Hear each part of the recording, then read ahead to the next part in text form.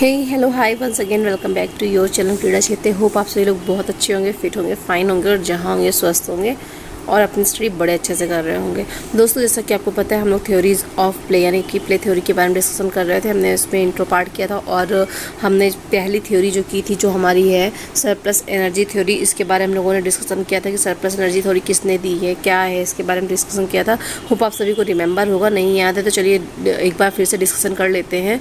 तो आप देख सकते हैं ये थ्योरी सरप्लस एनर्जी थ्योरी जो है हमारे सिचलर एंड हर्बर्ट स्पेंसर ने दी थी। किसने दी थी? सिचलर एंड हर्बर्ट स्पेंसर ने दी थी। ये याद रखिएगा क्योंकि क्वेश्चन जनरली ऐसे ही आते हैं कि सरप्लस एनर्जी थ्योरी किसने दी थी। तो इसमें हम लोगों ने कहा था इसका मतलब क्या होता है, सरप्लस प्लस मतलब ऐड करना।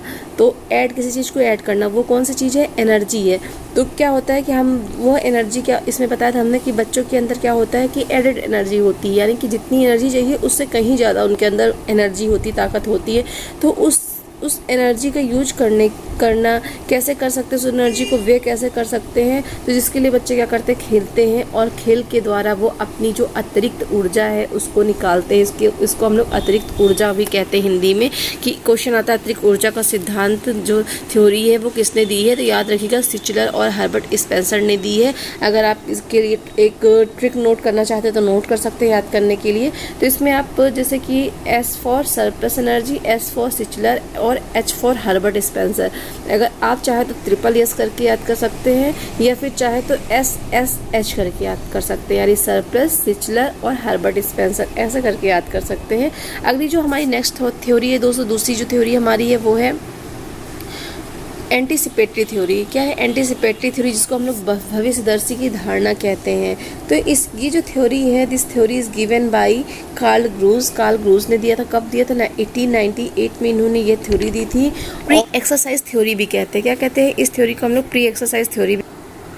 तो क्वेश्चन आता है प्री एक्सरसाइज थ्योरी किसे कहते हैं? तो याद रखिएगा एंटीसिपेटरी थ्योरी को हम लोग क्या कहते हैं? प्री एक्सरसाइज थ्योरी कहते हैं। तो गाइस इस थ्योरी के अंदर क्या था, इसमें क्या था कि खेल द्वारा व्यक्ति का जो होता था कि जो खेल के माध्यम से जो बच्चा है, जो व्यक्ति है, उसके भविष्य का प्रतिबिंब होता था। मतलब कह सकते हैं कि इसमें बच्चे जैसे क्या करते थे कि जैसे मिट्टी का घर बनाते थे, लड़के लोग अध्यापक का खेल, डॉक्टर पुलिस का खेल, नकल उतारना, लड़कियां गुड़िया गुड्डा, शादी रचाना, ये सारे खेल खेलते थे। तो इससे क्या परिचय देते थे कि ये अपने भावी जीवन की तैयारी का ये जो है साधन मानते कहते कि। तो इस एंटीसिपेटरी थ्योरी में क्या होता था कि बच्चा क्या आगे चलकर क्या करेगा उसको एंटीसिपेट कर देता था। जैसे कि हाँ, और उससे रिलेटेड जो होता था ना, गेम खेलता था। जिसे हम लोग एंटीसिपेट मतलब क्या कहते हैं कि एंटीसिपेट का मतलब होता है अनुमान लगाना, उसी से ये एंटीसिपेटरी बना है। तो इस थ्योरी में कहा गया था कि जो छोटे बच्चे होते हैं वो फ्यूचर में क्या बनेंगे, इस उनके खेल के माध्यम से पता चल जाता था। कि जैसे देखा होगा कि लड़के हैं तो वो अलग गेम खेलते हैं, गाड़ी चलाना है या फिर जो है गन चलाना है, क्रिकेट खेलना है। लड़कियां वही है तो अपने आगे भावी जीवन गुड़िया गुड्डे को खेलना, इस टाइप की जो है गेम खेल के क्या करते हैं कि अपने जो फ्यूचर का है, फ्यूचर के बारे में मतलब एंटीसिपेट कर देते थे। तो इससे इनके बारे में पता चलता था। जिसे हम लोग क्या कहते हैं, भविष्यदर्शी भी कहते हैं। इस थ्योरी को भविष्यदर्शी की धारणा कहते हैं। इसे कार्ल ग्रूज ने दिया है। और इसमें और बात करें गाइस तो कार्ल ग्रूज ने जो है 2 पुस्तकें भी लिखी हैं, वो याद रखिएगा। कार्ल ग्रूज ने 2 पुस्तकें लिखी हैं। और वो पुस्तक कौन कौन सी है? एक जो पुस्तक है उसका नाम जीव क्रीड़ा है और जो दूसरी बुक है उसका मानव क्रीड़ा है। नाम याद रखिएगा। कार्ल ग्रूज ने 2 पुस्तकें लिखी हैं, एक का नाम है जीव क्रीड़ा और दूसरी का नाम है मानव क्रीड़ा। ठीक है, 2 किताबें लिखी हैं। एंटीसिपेटरी थ्योरी कार्ल ग्रूज ने दी है। एंटीसिपेट मतलब कि हमारा, इसको हम लोग प्री एक्सरसाइज थ्योरी भी कहते हैं। इस थ्योरी के माध्यम से हम लोग भविष्यदर्शी की भविष्य के बारे में जानते हैं कि बच्चा और लड़का या लड़की है अपने जिस हिसाब से गेम खेलते हैं, क्या करते हैं, इसके माध्यम से हम लगा सकते हैं कि कैसे क्या बच्चे अपने भविष्य को एंटीसिपेट कर देते हैं। होप यू अंडरस्टैंड दोस्तों। नेक्स्ट हमारी जो थ्योरी है इसको भी याद करने का ट्रिक है, आप देख सकते हैं कैसे याद करते हैं। जैसे दिया है एंटीसिपेटरी थ्योरी, दिया किसने? कार्ल ग्रूज ने। तो आप एसी करके याद कर सकते हैं या फिर एंटी सेंटर करके याद करते हैं, सेंटर ऑफ ग्रेविटी कर सकते हैं, एंटी सेंटर ऑफ ग्रेविटी कर सकते हैं, या फिर एसी करके याद कर सकते हैं। ए फॉर एंटीसिपेटरी और सी फॉर कार्ल ग्रूज कर सकते हैं, या फिर एंटी सीजी कर सकते हैं। ठीक है, क्या कर सकते हैं? एंटी सीजी मतलब कह सकते हैं एंटीसिपेटरी थ्योरी कार्ल ग्रूज ने दी है। ठीक है, पहली हमारी SSHS है, दूसरी ACG है। ठीक है, एंटी सीजी है। तो एस क्या है कि हमारी जो सरप्लस एनर्जी थ्योरी है उसको सिटलर और हर्बर्ट स्पेंसर ने दिया है, उसको हम डबल एस कर सकते हैं। दूसरी हमारी एंटीसिपेटरी थ्योरी है, इसको हम लोग NTCG कर सकते हैं, यानी कि anticipatory theory centre of gravity, यानी कि कार्ल ग्रूस ने दी है। एंटीसिपेटरी थ्योरी कार्ल ग्रूस ने दी है, AC करके याद कर सकते हो, एंटीसिपेटरी थ्योरी कार्ल ग्रूस ने दी है। ठीक है, अब नेक्स्ट जो थ्योरी दोस्तों हमारी है रिक्रिएशनल थ्योरी के बारे में बात करते हैं। रिक्रिएशनल जैसे समझ में आ रहा है, रिक्रिएशनल मीन्स मनोरंजनात्मक थ्योरी, या फिर इसको स्थिलन भी कह सकते हैं, जिसको लेजार्स ने 1883 में दिया था और लॉर्ड केम्स ने और GTW पैट्रिक ने 1916 में दिया था। ठीक है, तो रिक्रिएशनल से नाम से समझ में आ रहा है मतलब कि अगर हम कोई पूरे दिन कोई काम कर रहे हैं, कुछ कर रहे हैं, तो हमें बहुत ज़्यादा थकान फटीग फील होने लगती है, बोर होने लगते हैं, तो खेल के द्वारा रिक्रिएशनल के द्वारा थकान दूर करते हैं हम लोग, और हम इस रिक्रिएशनल के द्वारा क्या करते हैं, ताजगी का अनुभव करते हैं।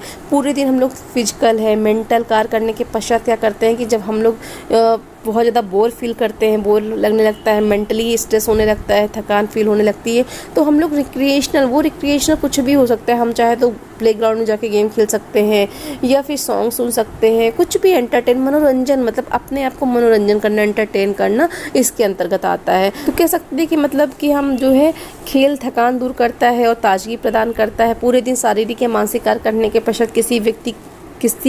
पश्चात जब व्यक्ति खेलता है तो उसकी जो थकान होती है वो दूर हो जाती है, और उसमें एक न्यू एनर्जी, नई शक्ति जो होती प्रभावित होती है, या नई ऊर्जा मिलती है, जिसके फलस्वरूप क्या होता है, व्यक्ति को आनंद मिलता है और साथ ही साथ न्यू जो एनर्जी होती है, नई शक्ति भी मिलती है। ठीक है, अब ये थ्योरी किसने दी है, हमारे लेजार्स ने और लॉर्ड केम्स GTW पैट्रिक ने दी है। कब दी है, 1883 में लेजार्स ने दी है, और लॉर्ड केम्स और GTW पैट्रिक ने 1960 में दी है। ठीक है, 1916 में दी है। अब इसको कैसे याद करेंगे आप लोग, इसको भी याद करने का ट्रिक है। जैसे लेजार्स ने दी है और किसने दी है, केम्स ने दी है। लेजार्स और केम्स कह सकते हैं। लॉर्ड कृष्णा ने रिक्रिएशनल थ्योरी बनाई है कि भैया मनोरंजन के माध्यम से अपने जीवन को जियो। ठीक है, तो कुछ भी कर सकते हो यार। रिक्रिएशनल थ्योरी किसने दी है, लॉर्ड ने दी है, लॉर्ड और केम्स ने दी है। ठीक है, RLKM कुछ ऐसे करके आप बना सकते हो, या फिर लॉर्ड कृष्णा रिक्रिएट ऑल, तो ये कर सकते हो कि लॉर्ड कृष्णा ने रिक्रिएशनल थ्योरी दी है। लॉर्ड कृष्णा ने कहा सब लोग मनोरंजन करो, मस्त रहो, हैप्पी रहो, तो उन्होंने रिक्रिएशनल थ्योरी दी है। अगली जो हमारी थ्योरी है वो है थ्योरी जो आप देख सकते हैं हमारी पुनः अवलोकन की धारणा। क्वेश्चन आता पुनः अवलोकन की जो थ्योरी है वो किसने दी है, या फिर पुनरावृत्ति की जो थ्योरी है वो किसने दी, जी स्टैनले हॉल ने दी है। यानी रिकैपिटुलेटरी थ्योरी, यानी कि री मतलब क्या होता है, पुनरावृत्ति, पुनः दोहराना, इसका मतलब ही होता है, इस थ्योरी का पूरा अर्थ निकल रहा है किसी चीज़ को दोहराना। तो इस थ्योरी को किसने दिया, जी स्टैनले हॉल ने दिया है। कब दिया, 1906 में दिया है। तो देख सकते हैं this theory is given by G Stanley Hall. This theory was contradict to anticipatory theory. ये जो थ्योरी है वो एंटीसिपेटरी थ्योरी जिसके बारे में वो डिस्कशन किया था उसका उल्टा है। एंटीसिपेटरी में क्या होता था कि बच्चे जो होते थे अपने फ्यूचर का अनुमान लगाते थे, और वहीं पर जी स्टैनले हॉल ने क्या कहा है कि ऐसा बिल्कुल नहीं है, बच्चे वो करते हैं जो उनके पूर्वजों ने किया होता है, वो बच्चे करते हैं। ठीक है, जो उनके पूर्वज करते आए हैं उसी को वो लोग करते हैं। और इसको उन्होंने कहा है कि रिपीटिशन ऑफ द पास्ट भी कहा जाता है। इस थ्योरी को उन्होंने कहा रिपीटिशन ऑफ द पास्ट कहा जाता है। तो मतलब इसमें इन्होंने कहा जी स्टैनले हॉल ने कि जो है बच्चे वो नहीं करते हैं जो मतलब बच्चे ऐसा नहीं करते जिससे फ्यूचर को दर्शाया जा सके, बच्चे वो करते जो पूर्वज करते आते हैं, उसी चीज़ को वो लोग कॉपी करके करते हैं। इसलिए इसका नाम रिकैपिटुलेटरी थ्योरी दिया है, नहीं पुनरावृत्ति की थ्योरी दी है, पुनः अवलोकन की धारणा का नाम दिया गया है, और इसे इन्होंने रेपिटेशन ऑफ द पास्ट भी कहते हैं। तो ये थ्योरी हमारी जी स्टैनले हॉल ने दी है। इसको याद करने का जो तरीका है, कैसे याद कर सकते हैं, तो इसमें रिकैप स्टेंजा बोल सकते हैं कि रिकैप स्टेंजा। रिकैप मतलब रिकैपिटुलेटरी थ्योरी किसने दी है, जी स्टैनले हॉल ने दी है। ठीक है, ये जो है एंटीसिपेटरी थ्योरी का उल्टा है। क्यों उल्टा है, क्योंकि एंटीसिपेटरी में कहा गया था कि जो है बच्चे जो होते हैं अपने फ्यूचर को दर्शाते हैं, फ्यूचर को एंटीसिपेट करते हैं, बट जो है इसमें कहा गया कि ऐसा बिल्कुल नहीं है, वो जो है होते पूर्वजों को देख के कॉपी करते हैं, जो उनके पूर्वज करते आते हैं वो ही करते हैं, ऐसा कहा गया है। अगली थ्योरी के बारे में बात करते हैं हम लोग, कैथार्टिक थ्योरी। हमारी जो थ्योरी कैथार्टिक है, ये हमारी कौन सी 5वीं थ्योरी है, जिसका अर्थ होता है विरेचन या धारणा का सिद्धांत होता है। और इस थ्योरी को जो हमारे अरिस्टोटल ने दिया था, यानी अरिस्तु ने दिया था, और इसको हम लोग शुद्धिकरण की धारणा भी कहते हैं इस थ्योरी का। तो इसमें अरिस्तु का कहना था दोस्तों कि जो है word cathartic means emotional release to pent up of emotion. मतलब कैथार्टिक का अगर अर्थ लेना चाहें की मीनिंग क्या है कैथार्टिक का? तो कैथार्टिक का मतलब दोस्तों होता है कि अपने अंदर के पेंट अप ऑफ इमोशन को बाहर निकालना, जो हमारे मतलब कह सकते हैं जो हमारा, इसका मतलब क्या है कि हमारे अंदर बहुत लंबे समय से, लॉन्ग टाइम से बहुत सारे संवेग जो इमोशंस है वो दबे हुए हैं, उनको खेलों के माध्यम से उनको बाहर निकालना, उन इमोशन को बाहर निकालना, वो हमारा क्या कहलाता है, पेंट अप ऑफ इमोशन कहलाता है। तो अरस्तू ने कहा है कि खेल एक ऐसा तरीका है जिसके द्वारा बच्चा क्या होता है, अपने इमोशन को व्यक्त कर सकता है। ठीक है, बच्चा हो, बड़ा हो, कोई भी हो, जो भी खेलेगा वो उसके अंदर एक नई शक्ति का निर्माण होगा। जो भी फ्रस्ट्रेशन है, जो भी भावनाएं, जो भी इमोशंस है वो खेल के द्वारा बाहर निकलेंगी और बिल्कुल बहुत अच्छा ताजगी फील होगा, थकान दूर होगी। तो ये हमारी कैथार्टिक थ्योरी थी दोस्तों। इसको याद करने का तरीका CA करके याद कर सकते हैं। C for cathartic, A for क्या होता है, A for cathartic theory Aristotle ने दिया है। तो ये CA यानी चार्टर्ड अकाउंटेंट। ठीक है, तो C for cathartic, A for Aristotle ने दी है।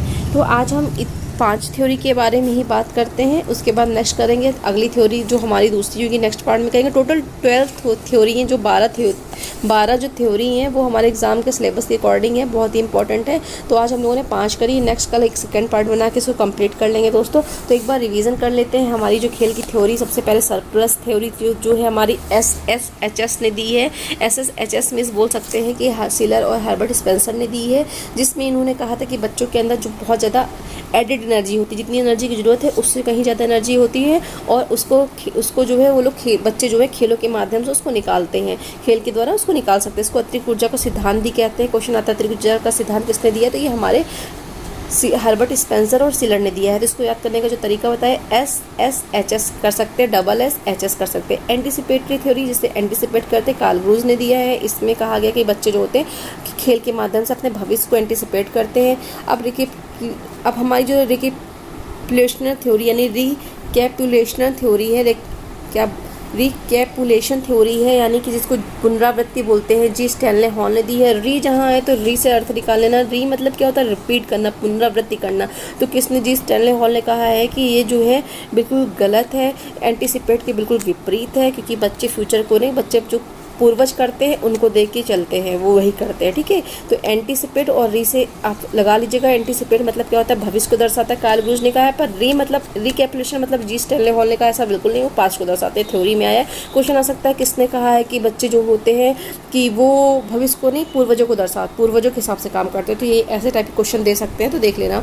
और देन हमारी रिक्रिएशनल थ्योरी आती है। तो रिक्रिएशन थ्योरी जैसे कि Lord Kemps and GTW Patrick ने दिया था, जैसे मैंने बताया था लॉर्ड कृष्णा ने कहा है जाओ भैया जाके मनोरंजन को जाके रिक्रिएशन करो, ऐसा करके याद कर लेना रिक्रिएशन थ्योरी। तो रिक्रिएशन जैसे समझ में आ रहा है, जब व्यक्ति हम लोग हैं बहुत ज़्यादा पढ़ाई करके थक जाते हैं, काम करके थक जाते हैं, बोर हो जाते हैं, तो हम लोग कुछ एंटरटेन करने की सोचते हैं। वो कैसे भी पर एंटरटेन कर सकते हैं, चाहे कि मूवी देख के और गाने सुन के या फिर गेम्स खेल के, कुकिंग करके, जिसको जिस चीज़ में इंटरेस्ट हो, यानी कि जिसके द्वारा हम अपने थकान को दूर करके तरोताज़ा फील सके, एक न्यू जो एनर्जी उसको अपने अंदर ले सके, अच्छा फील कर सके, तो वो रिक्रिएशनल थ्योरी कहलाती है। कैथार्टिक थ्योरी जैसे हमने बताया विवेचन का सिद्धांत, इसको अरिस्टोटल ने दिया, यानी CA जिसके बारे में हम लोगों ने बात किया था, यानी CA चार्टर्ड अकाउंटेंट या कैथार्टिक थ्योरी अरिस्टोटल ने दिया है। इसमें इन्होंने कहा था कि जो होता है कि कैथार्टिक थ्योरी का मतलब होता है कि अब बहुत लंबे समय तक आपके अंदर कोई भावना, इमोशन दबे पड़े हैं, तो उसको खेलों के माध्यम से बाहर निकालना कैथार्टिक थ्योरी कहलाता है।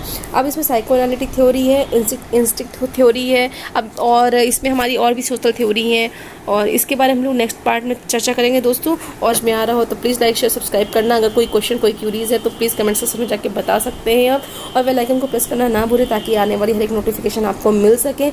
तब तक के लिए आप सभी को नमस्कार, आपका दिन शुभ हो।